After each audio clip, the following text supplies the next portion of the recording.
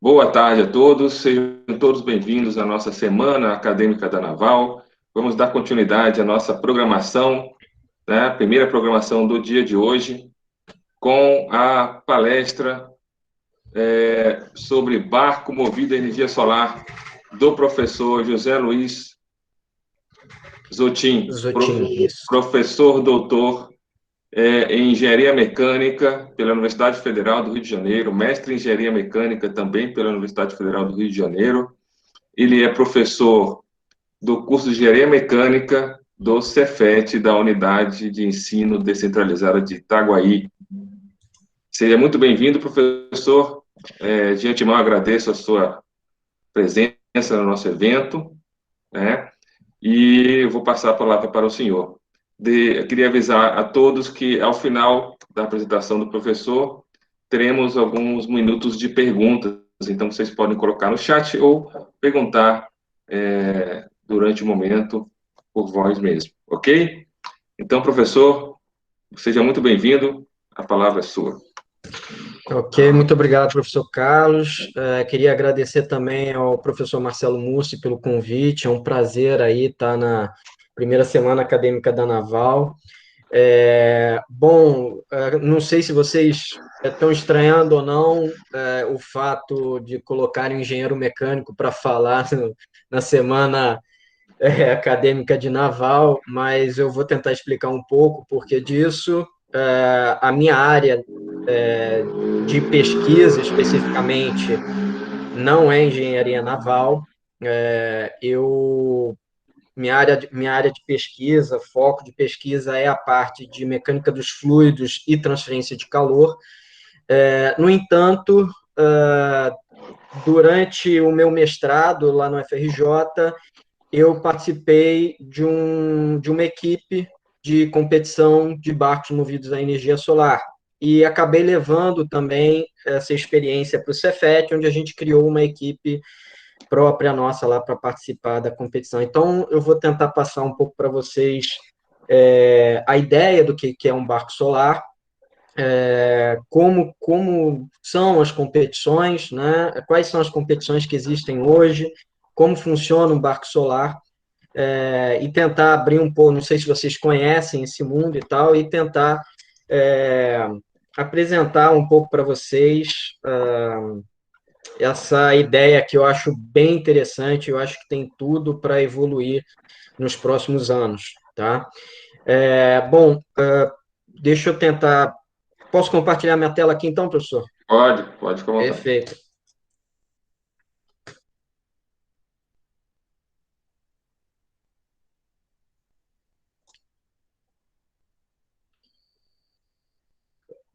Vocês estão vendo? Espera aí. Sim, tudo certo. Ok. Bom, desculpa, é porque eu não consigo ver na tela aqui. Vocês estão vendo o primeiro slide, só para ter certeza? Sim, tudo certo. Estamos vendo Perfeito, então. sim. Então, vamos começar. O tema, como o professor Carlos já apresentou, é barcos movidos a energia solar. Eu só fiz um complemento aí, uma experiência no Desafio Solar Brasil, tá? Uma prévia apresentação, o professor Carlos já falou, então vou passar direto. Então, os tópicos que eu vou abordar na apresentação são, obviamente, embarcações movidas a energia elétrica e fotovoltaica, competições, depois de falar um pouco das competições de embarcações movidas a energia solar, funcionamento de um barco solar, a experiência da equipe Smart Cefet, que a gente tem tido, e o potencial do Brasil para a energia voltaica, né? Será que isso tem como evoluir no nosso país? Quais são os dados que a gente tem sobre isso? E, enfim, tentar, com isso, né, o objetivo que eu tenho em dar essa palestra é basicamente tentar difundir projetos de pesquisa na área de energia solar, apesar da minha área ser mecânica dos fluidos e transferência de calor, tem como a gente aplicar muito bem isso na área de energia solar. Então, eu tenho alguns alunos aí de de graduação e mesmo de mestrado, focando aí na área de energia solar. Eu vou tentar comentar um pouco sobre isso também. E principalmente incentivar aí o corpo discente a participar de projetos que envolvam competições em engenharia, não só competições voltadas, não só competições aí voltadas para a energia solar, como o Desafio Solar Brasil, mas como todas as outras, seja a Fórmula SAI, Aerodesign e o Minibaja, enfim, todos eles são de extrema importância aí para o desenvolvimento de tecnologia e o desenvolvimento da carreira de vocês também. Que eu acredito que qualquer aluno que tenha passado aí por equipes de competição sempre tem algo bom a dizer da sua experiência, né? Bom, então, tentando contextualizar rapidamente barcos movidos a eletricidade inicialmente, porque a tecnologia de placas fotovoltaicas é relativamente recente, né? O que eu quero dizer relativamente recente começou aí no século passado, né? Então, o primeiro barco movido a energia solar realmente, ele foi projetado pelo engenheiro alemão Moritz von Jacob em 1839, e foi um projeto basicamente financiado pelo czar Nicolau I, na Rússia, né? E esse barco, ele tinha aí 28 pés de comprimento, e o teste dele, que ocorreu no Rio Neva, em São Petersburgo, atingiu aí uma velocidade de 3 milhas por hora contra a correnteza, transportando aí 14 passageiros, e sob o olhar atento lá do czar, né? Bom, obviamente a gente não consegue fotografias dessa época, tanto desse barco quanto de outro que eu vou mostrar daqui a pouco. O máximo que a gente consegue aí são imagens por litografia representando o momento, né? E só para vocês terem uma ideia, para efeitos comparativos, o primeiro barco movido a um motor a combustão surgiu em 1886. Então, na verdade, o barco elétrico ele surgiu antes de barcos movidos a motores a combustão, né? Obviamente, antes dos barcos elétricos, a outra forma de propulsão era através de motores a vapor, né? Então, o barco elétrico ele surgiu antes que os barcos movidos a motor a combustão. Inclusive, o primeiro motor de polpa foi um motor elétrico, tá? E foi desenvolvido pelo engenheiro elétrico francês Gustave Couvé em 1881, né? Então, foi até antes desse cara aqui, né? E ele foi testado no Rio Sena, em uma embarcação aí de 5 metros de comprimento, atingindo aí velocidades máximas de 9 quilômetros por hora. Esse cara é até interessante porque a gente vai comparar com os barcos das competições, que eu vou mostrar mais para frente, que tem um comprimento próximo, né? Os barcos das competições do Desafio Solar Brasil, principalmente, têm um comprimento de 6 metros aproximadamente, tá? Bom, seguindo, então, o primeiro submarino, inclusive, com propulsão elétrica, foi desenvolvido em 1888 pelo engenheiro espanhol Isaac Perol, não sei a pronúncia correta desse. Inclusive, esse submarino, ele tem um monumento a ele na Espanha, eu esqueci o nome da cidade espanhola agora, perdão, eu posso passar isso depois, mas é um monumento bem interessante também. E, bom, as embarcações propelidas por motores elétricos tiveram aí o grande auge entre 1880 e 1920. Então, teve uma época que uma grande quantidade de barcos movidos a energia elétrica surgiu, né, ocorreu, principalmente na parte de lazer, de transporte de pessoas, assim, pequenas embarcações, mas, obviamente, os barcos movidos a a motor a vapor, né, ainda eram responsáveis aí pelas embarcações maiores, né? No entanto, isso começou essa utilização dos barcos a motor elétrico começou a diminuir consideravelmente a partir de 1920, com a popularização dos motores a combustão interna, tá? E por que isso aconteceu? Né? Basicamente, por causa da densidade de energia que a gente consegue com combustíveis, tá? Então, se a gente comparar naquela época o peso de um motor a combustão, né, com o peso de um motor elétrico, os motores a combustão eles eram mais leves e, além disso, né, as baterias eram extremamente pesadas, né? Enquanto que, se a gente comparar, isso aqui é um gráfico que relaciona a densidade de energia específica em megajoule por quilograma. Então, está aqui megajoule por quilograma, e aqui a densidade de energia volumétrica, dada em megajoule por litro.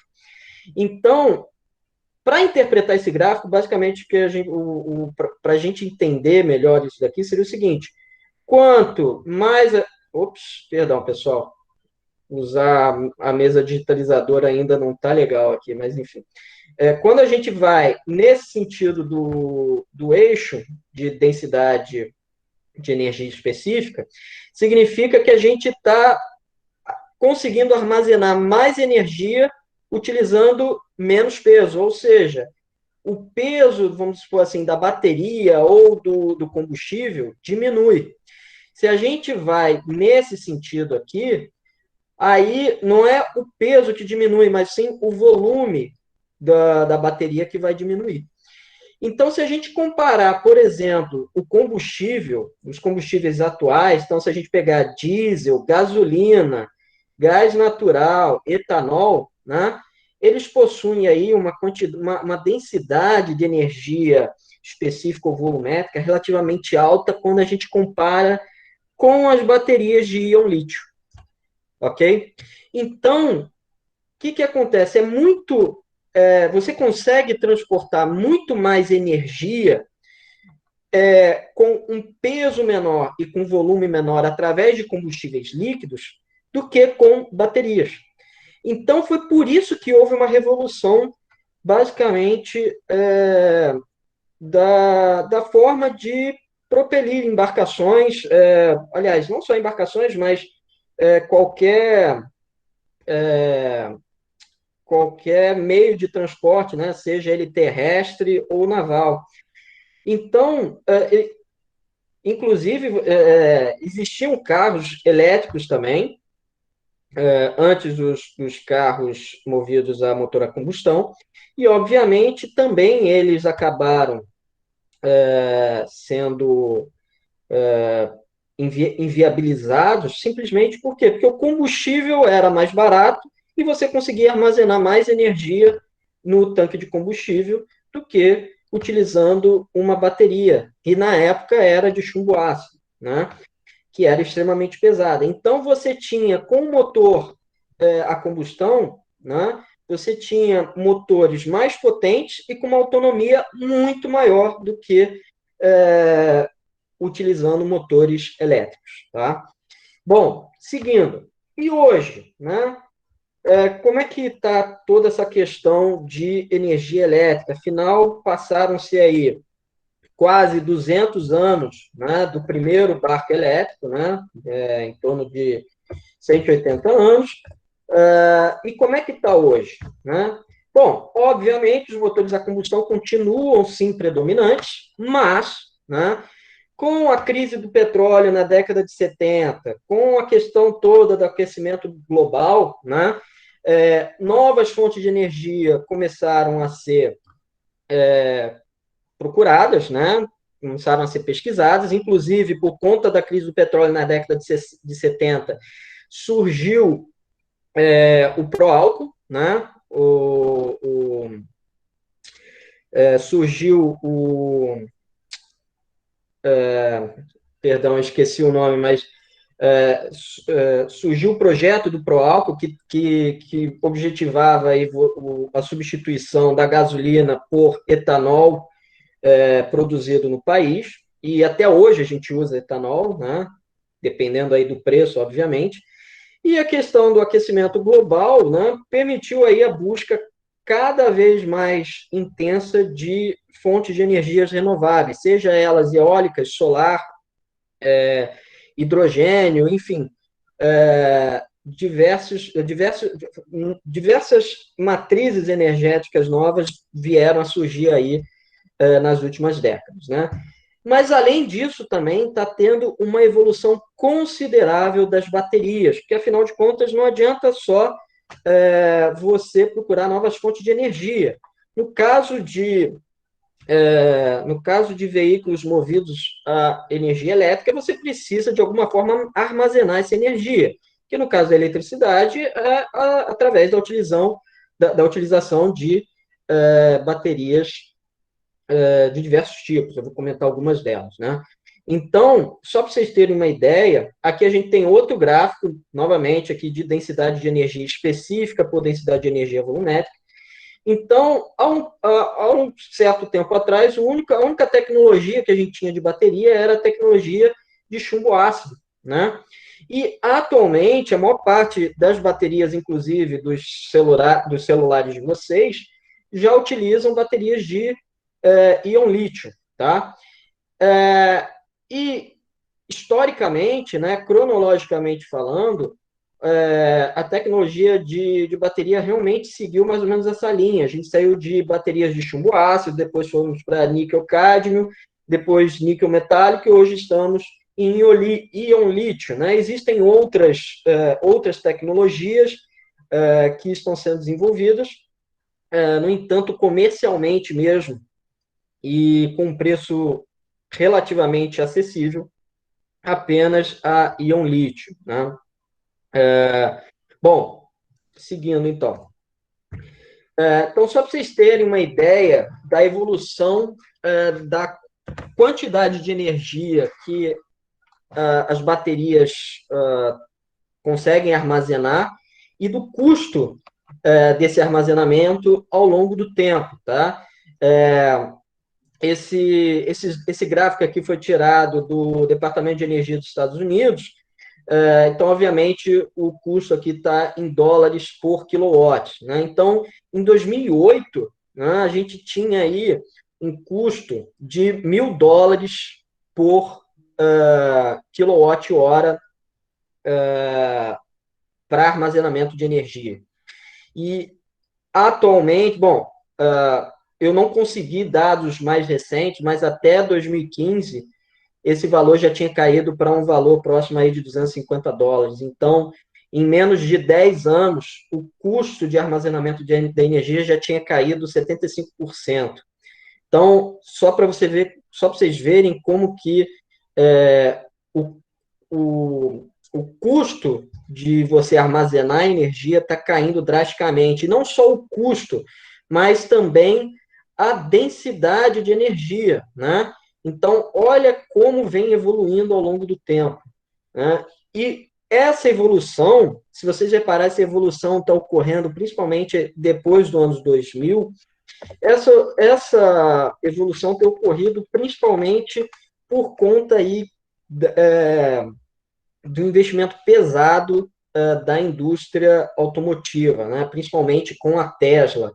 Então, se a gente pegar lá o Toyota Prius, que foi o primeiro, não vou dizer o primeiro carro híbrido, mas foi talvez o carro híbrido mais popular, né, comercial, que surgiu em 1997, até hoje ele está à venda, com novas versões, obviamente. Então, toda essa questão da utilização da energia elétrica em veículos automotivos começou lá por volta de 1997. Era um carro caríssimo, aliás, continua sendo um carro relativamente caro, mas o preço vem caindo ao longo do tempo. E houve, então, uma grande revolução com a Tesla em 2003. Né? A Tesla foi fundada em 2003, embora o primeiro veículo da Tesla tenha sido lançado, acho que em 2007, se eu não me engano, foi o Roadster. E desde então, a quantidade de carros, de carros movidos a eletricidade, basicamente, vem crescendo exponencialmente. Então, aqui a gente tem um gráfico mostrando a quantidade de veículos vendidos, quantidade de veículos elétricos vendidos no mundo ao longo aí dos anos. Então, você vê um crescimento considerável, quase um crescimento aí de 50% ao ano, né? E, obviamente, os três principais países aí que estão investindo pesado nessa área são a China, a Alemanha e os Estados Unidos. Inclusive, ano passado, a Alemanha superou a quantidade de carros elétricos vendidos aí em relação aos Estados Unidos, né? Então, o futuro, né? Eu sou engenheiro mecânico, eu sou apaixonado por motores a combustão interna, mas não tem jeito, eu tenho que admitir, o futuro dos carros vai ser elétrico, não tem jeito, né? Bom, e tudo isso, né? Então, não só a questão de armazenamento de energia que vem melhorando ao longo do tempo, mas também a questão de painéis fotovoltaicos, né? Ou seja, painéis solares que conseguem gerar eletricidade através simplesmente da luz solar, né? Esses caras também têm tido um aumento de eficiência considerável ao longo do tempo, né? Eu estou falando de painéis fotovoltaicos, principalmente que a gente vai comentar de barcos solares, né? Mas, obviamente, como eu disse, a questão de bateria também é essencial. Afinal de contas, o que vai o que vai garantir uma certa competição aí entre barcos ou carros movidos a energia solar com combustíveis fósseis é o seguinte: a gente ainda, como eu tinha mostrado nesse gráfico, as nossas baterias ainda possuem uma densidade de energia muito menor do que combustível líquido. Só que a gente pode compensar essa densidade de energia menor fazendo o quê? Carregando essas baterias continuamente, né? Ou seja, um carro, eu preciso em algum momento parar em um posto de combustível para encher o tanque. No entanto, um barco elétrico ou um carro elétrico, eu posso estar constantemente carregando, fornecendo energia para a bateria, e com isso eu posso ter uma densidade energética menor nas baterias, tá? Então, esse gráfico aqui, ele é atualizado todo ano e mostra a eficiência dos diversos painéis solares que vem sido desenvolvido ao longo do tempo. Então, isso daqui não engloba apenas painéis fotovoltaicos comerciais. Eles envolvem todos os tipos de painéis solares estudados, pesquisados na literatura. Então, atualmente, né, o painel mais eficiente é esse cara aqui, com 47,1%. Isso é, assim, considerável, pessoal. Considerando aí que há uns 10 anos atrás, você não conseguia comprar, 10 não, uns 15 anos atrás, você não conseguia comprar painéis fotovoltaicos comerciais de prateleira que chegassem a 15% de eficiência, tá? Obviamente, né, cada linha dessa, pontinho, cor, é um tipo de tecnologia diferente relacionados a painéis fotovoltaicos. Então, aqui você tem painéis monocristalinos, policristalinos, painéis que utilizam concentradores, ou seja, resumindo, simplificando bastante, é como se você pegasse uma lente, né, ou um espelho e focasse uma quantidade de radiação solar maior em uma célula fotovoltaica. Com isso, ou seja, você pega uma área de radiação solar e concentra em uma área bem menor. com isso você consegue aumentar muito a eficiência do painel. Só que, em compensação, você aquece ele muito mais. Então, você precisa começar a se preocupar agora também com o resfriamento do painel, que é basicamente a área que eu pesquiso hoje, a utilização de microtrocadores de calor para arrefecimento de painéis fotovoltaicos com concentrador, assim como processadores de computador. A dissipação de energia, só para vocês terem uma ideia, tá? A dissipação de energia de um processador de alta performance, assim como células fotovoltaicas com concentradores solar extremamente eficientes, tá? Eles têm uma dissipação de calor, ou seja, watts por metro quadrado, equivalente à explosão de uma bomba atômica, tá? Então, é considerável a energia que você tem que extrair de um processador aí de 1 centímetro quadrado, ou mesmo uma célula fotovoltaica de 1 centímetro quadrado. Então, isso envolve técnicas de arrefecimento cada vez mais eficientes também. Então, essa é a área que eu atuo na pesquisa, e, obviamente, está um pouco relacionado aí com a parte solar, tá? Bom, o painel, essa tabela é de 2020, tá? O painel comercial mais eficiente que a gente tem hoje, tá? É esse da SunPower, tá? Fornece aí uma potência de 400 watts e possui uma eficiência de 22,6%. Então, quando eu participei do Desafio Solar em 2009, se eu não me engano, a eficiência do painel solar era de 12%, tá? Então, a eficiência solar, a eficiência dos painéis solares comerciais quase dobrou, né, daquela época para cá.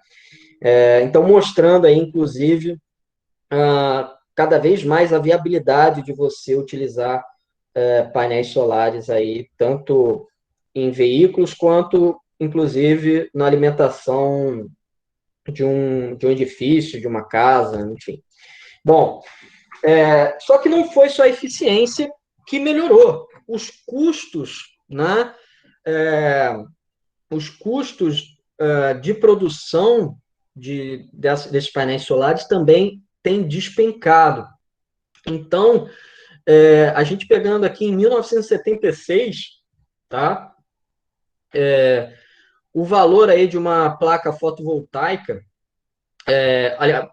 o preço por watt de uma placa fotovoltaica podia chegar aí em torno de $100, né? Isso, obviamente, em valores atuais, tá, pessoal? Podia chegar em torno de $100. E conforme o tempo foi passando, olha só, em 2019, a gente já estava abaixo de 50 centavos de dólar, tá? Então, uma queda absurda também, tornando os painéis fotovoltaicos muito mais acessíveis. Então, só para vocês terem uma ideia, aqui em 2010, né, o preço por watt de um painel fotovoltaico era em torno de $2. Em 3 anos, ele caiu para menos de $1, em torno de 75 centavos. Então, em questão de 3 anos, você reduziu aí de novo o preço do custo do watt de um painel fotovoltaico para 25% do que ele era em 2010. Então, também, tudo isso acaba influenciando. Então, repara as datas que eu estou falando, né? 2010, 2008, tudo isso está fazendo com que o boom da tecnologia fotovoltaica, ou mesmo da tecnologia de carros e barcos elétricos, vem explodindo nos últimos anos, né? Como eu mostrei, a venda de carro aumentou consideravelmente a partir de 2010, e eu vou mostrar também daqui a pouco outros dados, mesmo a questão das competições solares, né? Cada vez mais participantes e cada vez mais competições espalhadas pelo mundo. Bom, o primeiro barco, aliás, perdão, Primeiro não. O maior barco solar do mundo, né? Não sei se vocês já ouviram falar dele ou não, é o Turanor Planet Solar, tá? Que ele, inclusive, deu a volta ao mundo em menos de 2 anos. Esse barco ele foi construído aí em 2010, ele foi lançado em 2010, ele é um catamarã, tá? Movido único e exclusivamente por energia solar, ou seja, ele tem um banco de baterias com motores elétricos, um sistema propulsivo normal, e utiliza apenas a energia que ele obtém do Sol, tá? Para carregar as baterias e depois para movimentar os hélices, tá? Então, como tinha falado, ele foi lançado em março de 2010, ele deu a volta ao mundo em 584 dias. A área coberta por painéis solares, toda essa área aqui, possui 537 metros quadrados. A potência máxima do motor é de 120 quilowatts, o equivalente aí a 161 cavalos, é baixo, né? Mas também não pode ser muito alto, porque senão ele não consegue, ele não consegue ter uma autonomia muito grande, né? Qual que é a grande questão dos barcos solares também, que eu vou comentar quando a gente falar de competição?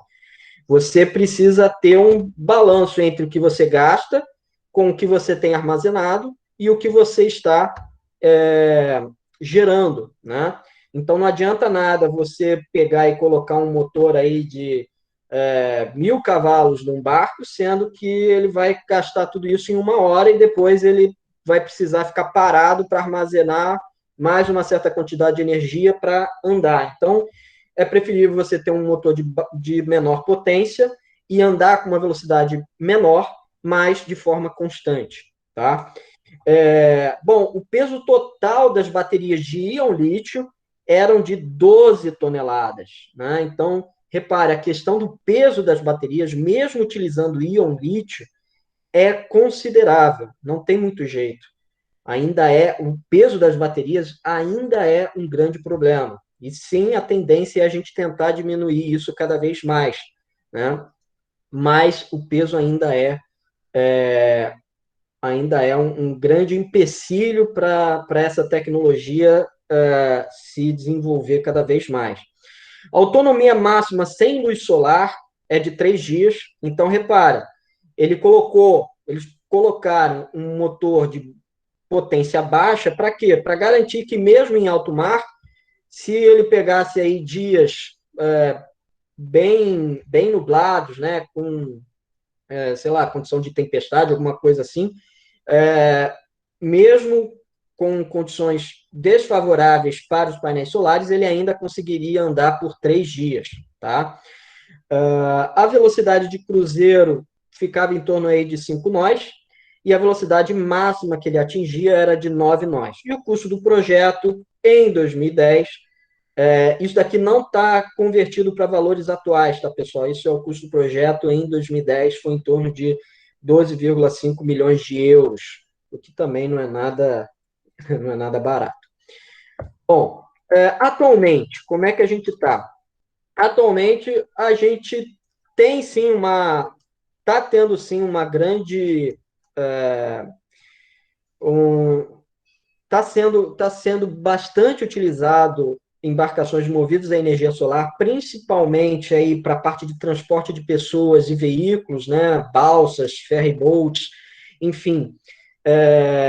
No entanto, ainda não é o quanto a gente gostaria, mas sim está sendo cada vez mais utilizado a energia solar para propelir embarcações relativamente pequenas aí para transporte de pessoas, né? E em distâncias não tão grandes, tá?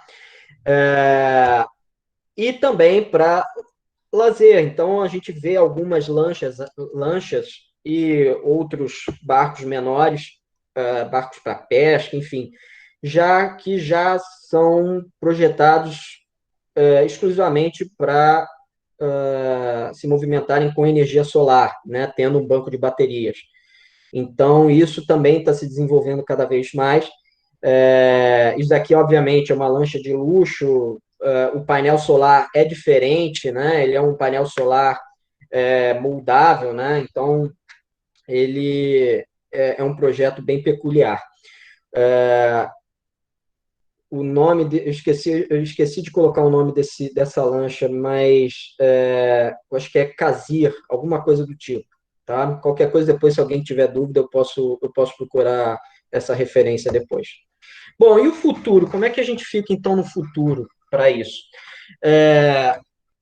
No futuro hoje, o futuro hoje não, mas atualmente, né, já existem alguns projetos, né, para desenvolver aí navios containers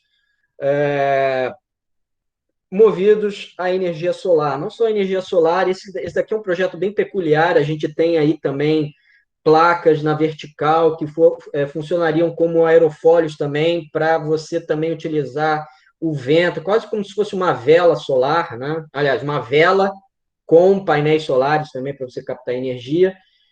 Mas isso são só projetos, né, que surgem aí como ideias, mas concreto mesmo, esse projeto aqui está quase saindo também. Isso aqui é um projeto de navios containers na Holanda para circular pelos canais da Holanda, totalmente elétrico. Nesse caso aqui, ele não tem painéis fotovoltaicos, mas já é totalmente elétrico. Ainda não foi lançado. E esse daqui está quase para ser lançado. Esse é o Yara Birkeland, e é um navio norueguês, se não me falha a memória, com capacidade para 120 containers, totalmente elétrico. Ele também seria autônomo. Já era para ele ter sido lançado, mas por causa da pandemia era para ele ter sido lançado em 2020. O lançamento dele foi adiado agora para 2021, mas segundo as últimas coisas que eu li, parece que vai ser adiado novamente o lançamento dele. Então, a gente não está muito distante desse futuro, né, de barcos containers, de navios containers. No entanto, a gente ainda está muito longe, né, da capacidade aí de navios de transporte da Maersk, né, que chegam a carregar 20 mil containers por navio, né? Os últimos navios da linha Maersk que foram lançados chegavam aí a quase 20 mil containers. E por isso, então, a gente comparar a capacidade de 120 containers com 20 mil containers é surreal, não tem como, né? Então, por isso, a necessidade da gente desenvolver pesquisa, né? Desenvolver cada vez mais tecnologias para a gente tornar a tecnologia, tanto de baterias quanto de painéis fotovoltaicos e motores elétricos, cada vez mais eficientes e competitivos com energia e motores de combustíveis fósseis, né? E para isso, né, para a gente desenvolver aí tecnologias cada vez melhores, nada melhor do que competições, né? Então, aqui a gente tem uma foto de uma competição que eu vou mostrar daqui a pouco, que ocorre em Mônaco, tá? Bom, a primeira competição internacional de barcos movidos a energia solar foi a Frisian Solar Challenge em 2006. E as provas ocorriam nos canais da região de Frisian, na Holanda. A Frisian fica mais ou menos no norte da Holanda, tá, pessoal?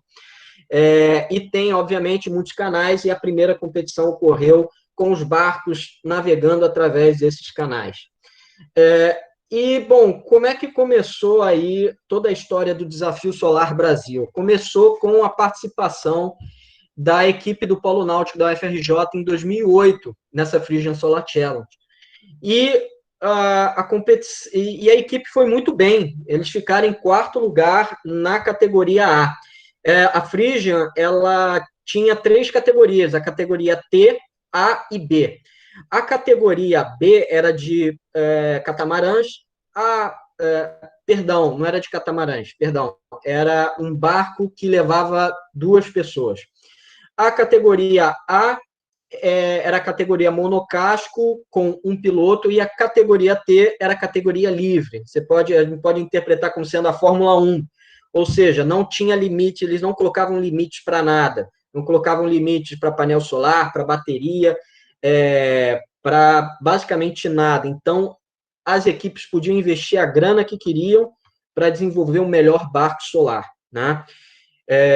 Obviamente, desenvolver um barco desse é muito custoso, e a equipe do Polo Náutico desenvolveu, então, esse monocasco na época e conseguiu arrecadar fundos aí para ir para Holanda, né?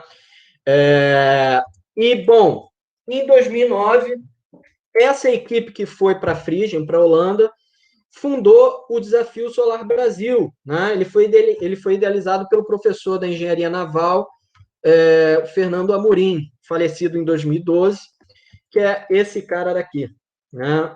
Conhecido como Fernandão. Esse professor era muito querido na engenharia naval. Então, o pessoal depois, inclusive, nomeou o troféu do Desafio Solar Brasil como o troféu Fernando Amorim. E, bom, a primeira competição ocorreu na cidade de Paraty, em 2009, onde a gente tinha duas categorias, monocasco e catamarã. Pessoal, eu vou tentar acelerar um pouco a apresentação, porque agora que eu vi que o tempo está correndo mais rápido do que eu imaginava, qualquer coisa depois, se vocês quiserem saber um pouco mais, algumas curiosidades das competições, vocês podem perguntar para mim, tá? Bom, então está aqui a classe dos catamarãs, né? Na época, o Desafio Solar ele fornecia as placas solares, eram 6, atualmente são 4, tá? Essa daqui é a classe monocasco, tá? Inclusive, a gente tem aqui o Copacabana. Eu esqueci de falar, esse casco aqui, que foi projetado e foi para a Holanda, foi chamado de Copacabana. Ele chegou a... Ele não participou do Desafio Solar Brasil, mas um irmão, um primo, vamos dizer assim, dele, projetado aí pelo pessoal da Naval também em 2009, foi o Ipanema, contra o qual a minha equipe competiu, tá? Aqui é outro barco solar de outra equipe, é o Ubuçuiarã, que se eu não me falha a memória, da equipe do Amazonas, que foi competir também. Só que eu acho que foi a competição em 2010, não em 2009. Foi em 2010, isso mesmo. Bom, e a equipe que eu participei em 2009 foi a equipe LabMec Turb, tá? Por quê?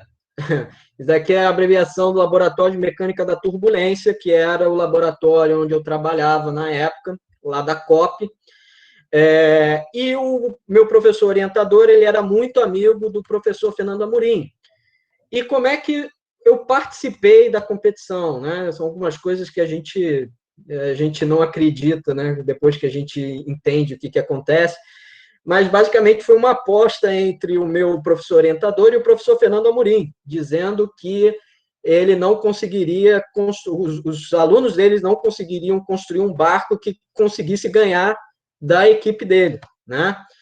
E aí, meu professor orientador da época, topou o desafio, montou a equipe com os alunos dele, né, de mestrado, graduação, doutorado, acho que não participou ativamente, mas mestrado e graduação, sim. Então, a gente construiu 2 cascos, né? Ele falou para a gente construir 2 cascos, ele conseguiu a verba para a gente. Construímos, então, o Gabriela, que é um casco de fibra de vidro, e o Carcará, que é um casco de fibra de carbono.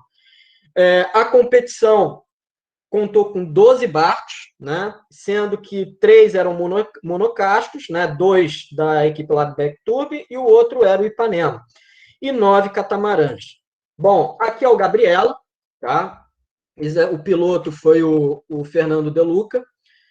Perdão, Fernando De Luca não, Luiz De Luca. O casco tinha 6 metros de comprimento, como eu já tinha falado, e esse daqui é o Carcará, né? No caso aqui, em fibra de carbono. Deixa eu ver se consigo abrir esse vídeo para vocês, só para... Vocês estão conseguindo ver o vídeo?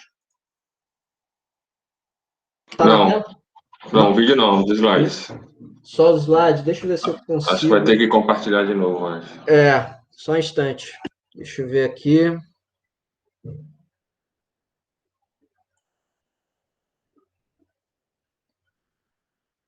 Aqui.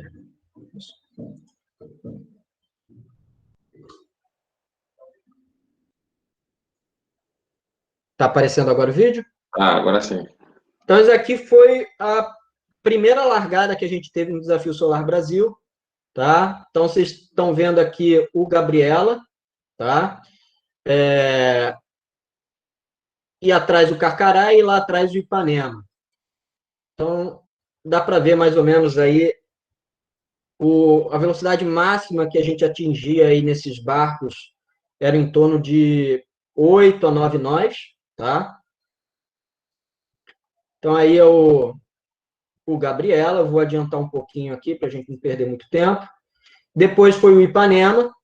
Então, dá para a gente verificar aí a diferença de velocidade considerável, vou explicar por quê.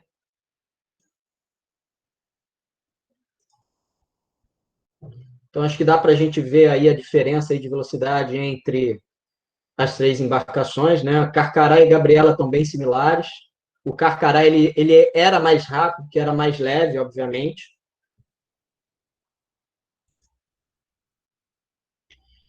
Bom, vou parar aqui então. Deixa eu voltar para os slides.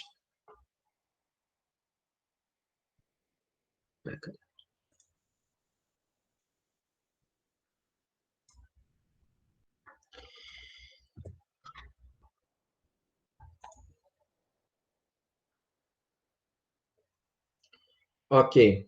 E o resultado que a gente obteve foi primeiro e segundo lugar geral, então, com o Carcará em primeiro e o Gabriel em segundo. E aí, com o meu orientador vencendo a aposta, então, com o professor Fernando Amorim na época.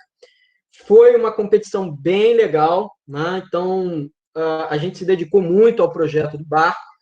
Então, tivemos muito trabalho, tanto antes quanto durante a competição, para montagem, reparo, e obviamente que no desafio solar não poderia faltar chuva, né? Então, a gente teve sérios problemas aí com o local, porque o local que a gente tinha para trabalhar era aberto, então a gente teve que montar tendas aí para poder trabalhar durante a madrugada. Mas foi talvez uma das melhores experiências que eu tive na vida, assim, participar de uma competição, ver um projeto que eu ajudei a construir, a projetar, ser vencedor, e também o trabalho duro que a gente deu, porque a gente virou noite, por exemplo, laminando hélice. Por que o barco, por que o Carcará e o Gabriela eram mais velozes que o Ipanema? Porque a gente projetou um hélice específico para aquele motor, né? Para o motor e para o casco. Então, a gente conseguiu aí um aumento de velocidade considerável em relação aos nossos competidores, tá? Obviamente que isso também dependia da quantidade de energia que a gente tinha disponível, né? Com relação a sol, tinha dia que era mais nublado, então a gente não conseguia uma velocidade tão alta, né? Bom, só algumas curiosidades. Então, a gente tinha um comprimento de 6 metros da embarcação. O peso só do casco em fibra de carbono era em torno de 20 quilos. E a gente conseguia uma velocidade máxima de aproximadamente 12 quilômetros por hora, né? Dependia aí das condições também, as condições de mar, né? Bom, a partir de 2010, a Frisian Solar Challenge passou a se chamar Dong Solar Challenge por conta de patrocinadores. 43 equipes se inscreveram na competição nesse ano e 4 barcos brasileiros foram participar da competição. 3 da UFRJ e 1 da Federal de Santa Catarina, da equipe Vento Sul, que participou em 2009 do DSB com o catamarã, né? Eles conseguiram ir para lá. No entanto, nenhum dos barcos teve o mesmo desempenho que o Copacabana teve em 2008.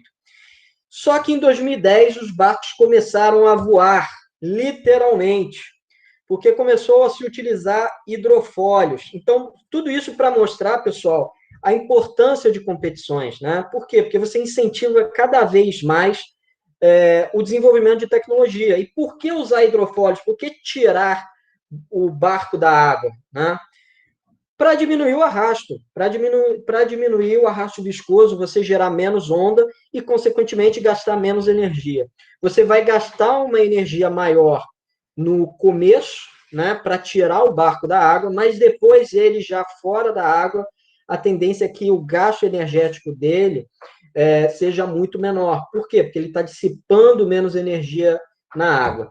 Tá? Então, aqui a gente tem o barco da equipe Delta Lloyd e o barco da equipe Teu Delft, que literalmente, esse realmente a gente conseguia ver sair da água.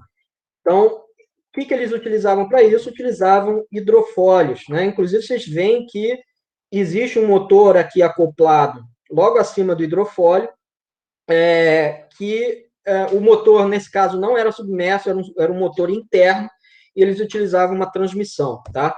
Só para vocês terem uma ideia, deixa eu ver se o vídeo vai rodar aqui. Vocês estão vendo o vídeo? Sim, sim. Ok. Então, eu vou passar aqui para tentar que o nosso tempo está acabando. Então, tá aí, vocês conseguem ver o barco saindo da água. Ops. Então, foi um avanço considerável, e esses barcos aí atingiam velocidades máximas na ordem de 30, 35 km por hora, tá? Muito mais rápido do que os do desafio solar, os de anos anteriores, que chegavam a 20, 25, e mesmo o desafio solar, né? Bom, deixa eu adiantar aqui. Quais são as competições internacionais que a gente tem hoje? A gente tem a competição da Monaco Energy Boat Challenge, que ocorre ali em Mônaco. Eu vou passar o vídeo, pessoal, depois eu posso passar o link desses vídeos para vocês verem. E tem também a Solar Sport One, que é a antiga Frisia, mudou de nome de novo por conta aí de patrocinador, mas ela ainda existe e ocorre lá nos canais da Holanda, tá?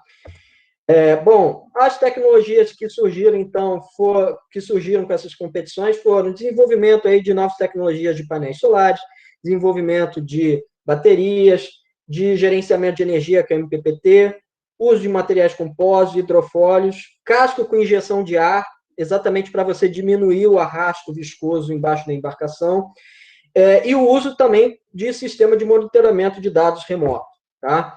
Bom, e como funciona um barco solar? Os principais itens do barco solar são motor elétrico, placa solar, baterias, MPPT e controlador de carga. Isso aqui geralmente está em um só. O que é o MPPT? O MPPT é o cara que vai controlar a quantidade de energia que o painel fotovoltaico gera para bateria, né? Por quê? Porque nem sempre o painel consegue gerar uma DDP suficiente para carregar a bateria. Então, você usa o controlador de carga para ajustar essas tensões e conseguir carregar as baterias.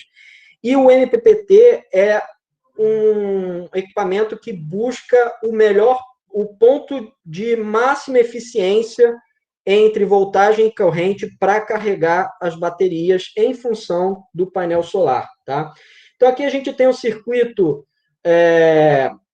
um circuito aí padrão dos barcos solares. Você tem aqui as placas fotovoltaicas, o MPPT, o banco de baterias, tá? O motor elétrico com controlador de velocidade, e depois todos os outros itens do sistema elétricos que muitas vezes são necessários e obrigatórios que a competição pede, como, por exemplo, bomba de porão, rádio VHF, tá? E, bom, esses são os principais. Professor, né? Oi. Vamos ter que encerrar aqui, porque faltam 2 minutos para outra apresentação. Eu consegui falar basicamente tudo, tá? Eu ia mostrar o motor elétrico, tá? Eu ia apresentar a equipe rapidamente, tá? Mas, enfim, peço desculpa aí, eu acabei falando demais, me empolguei. Qualquer coisa depois eu posso passar a apresentação para vocês verem, tá? Mas isso, e só para terminar, mostrar que o Brasil tem grande potencial, né, para geração de energia solar. Então, a gente vê aqui a média de quilowatts-hora por metro quadrado disponível no Nordeste, por exemplo, comparado com a Alemanha, que está muito à nossa frente, né? Então, a gente gera hoje em torno de 4,5 megawatts de energia fotovoltaica, enquanto a Alemanha gera 49 megawatts e a China 200 megawatts, né? Então, só para mostrar que a gente tem grande potencial, só falta aí pesquisa e desenvolvimento.